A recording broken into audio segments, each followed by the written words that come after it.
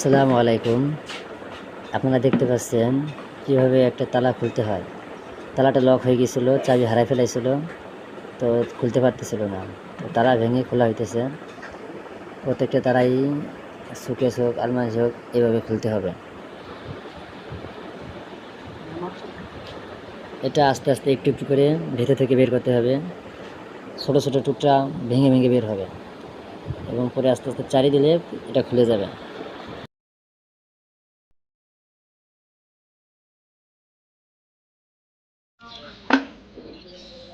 এখানে আপনারা এই তালা খোলার পরে নতুন করে লাগাইতে হবে নাট দিয়ে। নতুন তালা লাগাইতেছি, দেখতে পাচ্ছেন। এটা আগে খুলতে হবে, এই যে খুললাম। এখন নতুন একটা লাগাবো। আগে চেক দিতে হবে তালাটা ভালো আছে কিনা। চাবি ঢুকিয়ে দেখুন, চেক দিব। দেখুন যে ঠিক আছে, হ্যাঁ, ঠিক মতো কাজ করতেছে।